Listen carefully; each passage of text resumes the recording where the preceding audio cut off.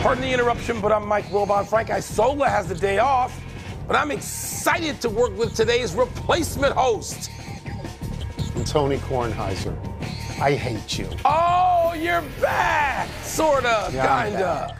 I'm That's back. good. I'm back. Tone, I'm going to Maryland Northwestern football. That's why I'm in purple. Oh, is that? Yeah. I that's have great. great respect for Maryland. I live there. No, great you respect don't. for the university. No, you don't. No, stop. Stop, please. You have great respect for your university. Yeah, I do. You want to see your university bury Maryland. I like that. Bury. I have great respect That's what you for want. the Terrapins. Scott Van Pelt as in could be zero. right over there. He could be, Zero. but he's Welcome not. to PTI, boys and girls. In today's episode, the Guardians force a Game 5. The Niners get back to 500, and the Lynx upset the Liberty in Game 1. But we begin today with the New York Yankees winning their second straight game on the road in Kansas City and winning that series 3-1.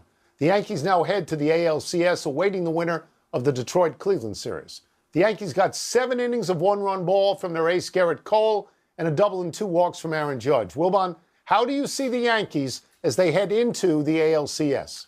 Tony, probably the favorite. I mean, we saw last night with Garrett Cole. I mean, look, nobody seems to have more than one guy that for 100 years you and I would call an ace. I mean, Detroit certainly has that, and we'll get to him in a little bit with Tarek Skubal. But when you have Garrett Cole and you can run him out there and get 7 great innings from him, and if you start getting any hitting at all from your big boys in that New York lineup, and we know who I'm talking about, how can the Yankees not be the favorite? I don't know that I'm going to make them overwhelming favorites to end with, what they would call a drought in New York since 2009. But I mean, if you've got that combination, to me, it puts you even with Detroit, right? If you wind up even with them, and you wind up ahead of anybody else. That's the way I'm seeing the Yankees right now. And I don't think you're going to disagree with me vehemently. Well, I'm going to go further. I see the Yankees right now as definitively the best team in the American League. They just won a series in which Aaron Judge had no RBI. Yeah. He had 144 RBI in the regular season. So they overcame that. And one of the ways they overcame that was with their bullpen.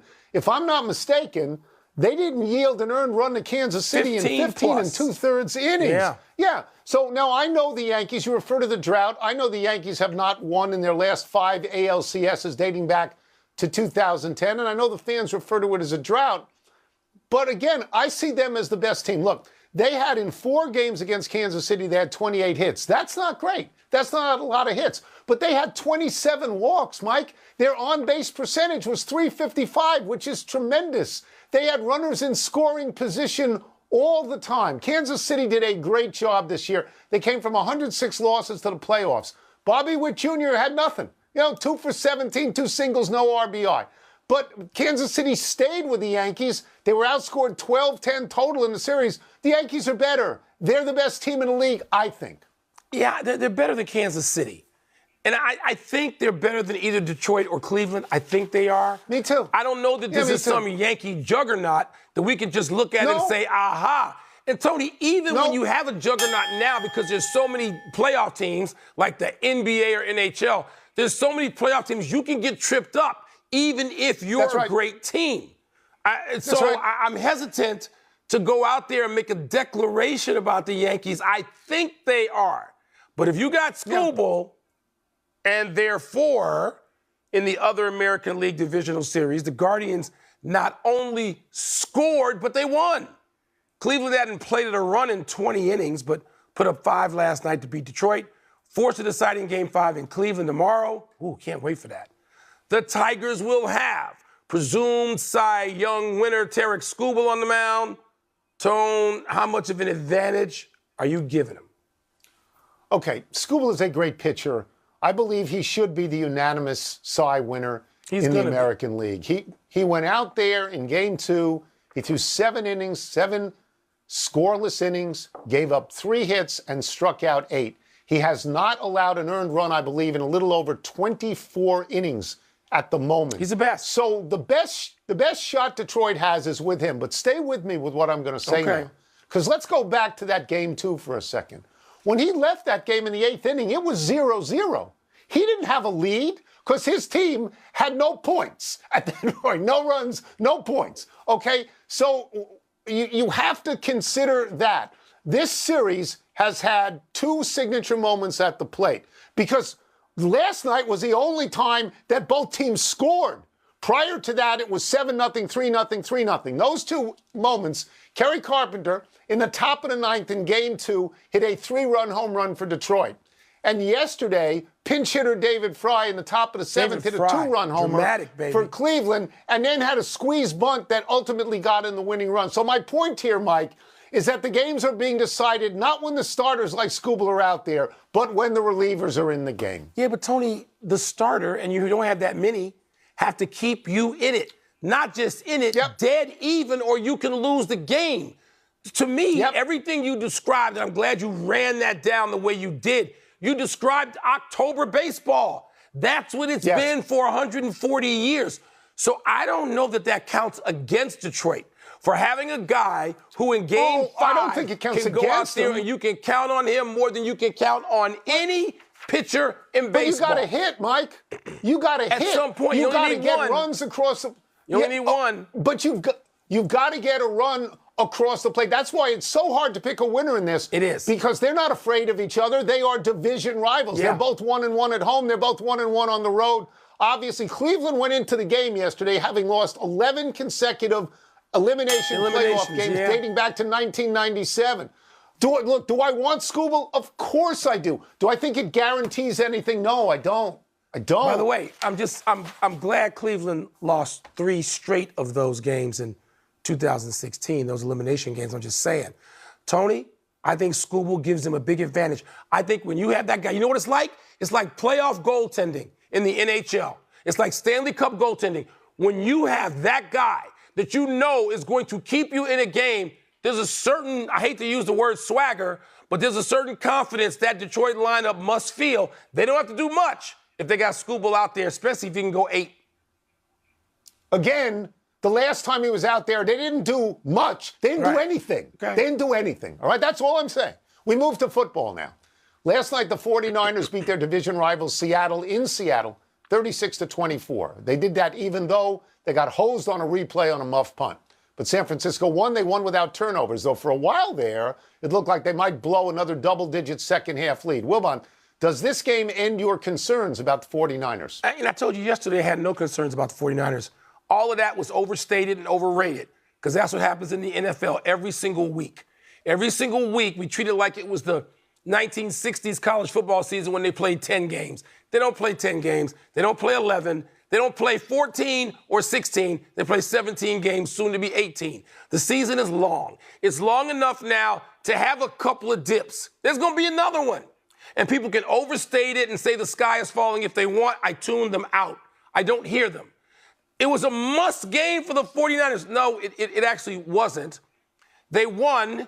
They're going to be in control of that division because the Rams don't even have any healthy players that we know of. And I don't believe in the Cardinals. I would like to. Yeah, I'd like to believe in the Cardinals. They have offense one week. They have defense one week. They never seem to put it all together. The 49ers are the class of the division. I never had any worries about them. And if they get their people back and involved in the way you only need for about 6 weeks, if you can have them all 6 out of the last 8 weeks, they're going to be fine. So this notion that the sky was falling, please stop.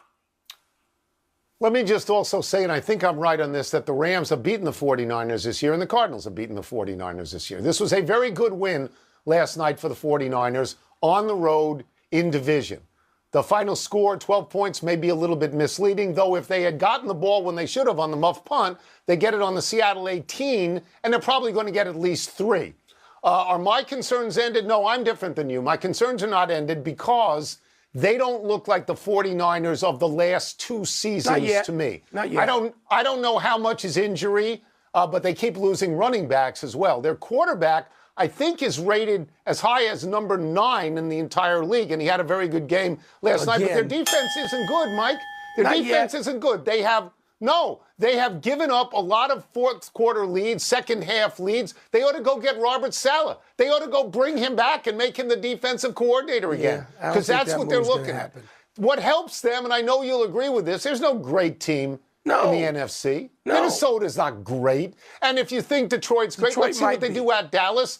If you think Washington is great, let's see what they do at Baltimore. Yeah. So it's open. It's still open. Let's take a break.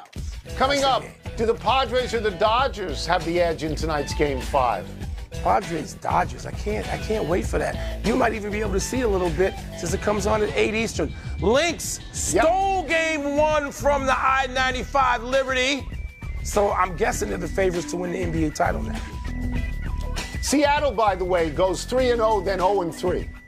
Yields 14 points a game, then 37.5. That's just like New Orleans and maybe like Buffalo. Start fast, fall down. Maybe. Don't trust. Pardon the Interruption is presented by the Hour.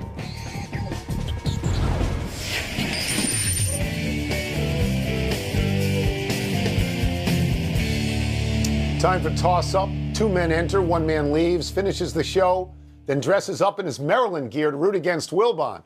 Loxley's going to FedEx that stuff over. I'll have it by 6 o'clock. What's first? Toss up. Who you got in tonight's Game 5?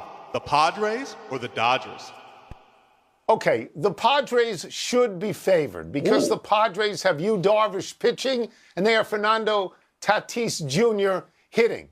Okay, Darvish went out in, I think, Game 2, 7 innings, Mike, 1 run, 3 hits. He was great. Tatis is batting 500 in the playoffs at large, 440 against the Dodgers, 3 home runs, 5 RBIs. So they should be favored. I'm going to say the Dodgers because I'm rooting for the Dodgers. Because I want to see the Dodgers and Yankees in the World Series. I want the 7-game possibility of Shohei Ohtani and Aaron Judge. But, Mike, it's based on nothing but wishing. Because, for example, Yamamoto, who's starting tonight, got clubbed by the Padres this year. And the Dodger bullpen is exhausted and ineffective, whereas the bullpen for the Padres has allowed no earned runs in 10 innings. So I am expecting San Diego to win. The Dodger bullpen, which is all they got, gave up nothing in 8 innings the other night. So I don't know where you're getting that from. Yamamoto also gave up. When he got just clubbed was like 20 months ago when they opened the season, these two teams in Korea, and he couldn't get out of the first inning. He gave up like 5 earned. So that to me doesn't matter. And Yamamoto and Darvish, if you look at their broader profiles, their portfolios for the season, they're almost identical. So I think that's a standoff. The game is in Los Angeles. The Padres are not going to have benefit, which they admit. They benefit from that rabid crowd in San Diego. Right. It's going to be different. It's going to be in L.A. The Dodgers are going to win. I don't care about Dodgers and Yankees. As a matter of fact, I probably should be rooting against it. For all the people who live in the middle of the country, like where I grew up, I should be rooting for anything else. Even though it's the greatest World Series in history as a pattern. They put together a great World Series. Why don't you root against that? That's your thing, not my thing. Sure. But the Dodgers are going to win. Deprive America of something good. Dodgers are going to win. They're going to win tonight. That's great. That's great. What's next? Give me the next one. Toss up. Who should be favored now in the WNBA Finals? The Lynx or the Liberty? Okay, that was a great comeback last night. Minnesota, I believe, was down 18 in the second quarter. They were down 15 with 5:20 to go. Well, Mike, I'm not sure I understand why New York was ever favored to begin with. I understand they had the best record this year, but Minnesota was second and only 2 games back. And to me, most importantly, Minnesota won 3 out of 4 in the head-to-head with New York. Minnesota has won the WNBA championship 4 times. New York has never won this thing. So, I don't think that New York is ahead of them. And last night, Mike, Breanna Stewart and Sabrina Ionescu combined for 14 of 47. Rough night. Mike, that is 29.8% at home in the finals, and that's choking. And so was missing the layup at the end. I'm sorry, that was choking. Tony, it was stunning. And I watched it because the football was junk compared to this. The NFL game, I don't care how many millions watched it, it was nothing compared to the drama of Game 1 of the WNBA Finals, which when you could put it with the baseball, then you had 3 events last night in some football, which millions of eyeballs wasted their time on. This game was amazing, Tony. They may have choked, but we're talking about Breanna Stewart. If you're talking a list of players in the league you'd like shooting 2 with the game on the line, Breanna Stewart's going to be on your short list. And when she missed that second free throw, it was a scream out loud moment. Yeah, she's been an MVP. But you're at home, Mike, in the first game of the finals. What would you call it if you were sitting down at a typewriter to write? What would you call it? I was watching it, and then she missed the layup. I was so shocked. Let me just say this, though. There's a player that doesn't get nearly enough conversation. And since Candace Parker and Diana Taurasi have retired now, and you know where they are at the top of my favorite player all-time list in WNBA, Nafisa Collier is my new favorite player. She's a runner-up for MVP. She was great last night. She's been great all season. Again, middle of the country, doesn't get the recognition. I'm giving it to her. Yes, the Lynx should be favored now to win this series. They're going to have, after they play one more game in New York, and it's best 3 of 5. By the way, they're going to 4 of 7. What do you think in the future? I like the inherent drama, 3 out of 5 everywhere in all sports. Yeah. I like it. That's it. Yeah. Let's take one last break. Still to come. Will Ryan Day get just his second win over a top 5 team in Oregon tomorrow? Ooh. Big Ten, sort of. Who's going to win when Jaden Daniels meets Lamar Jackson Sunday? I am rooting for New York in Game 2, and I'm rooting for Breanna Stewart and Ionescu to be great.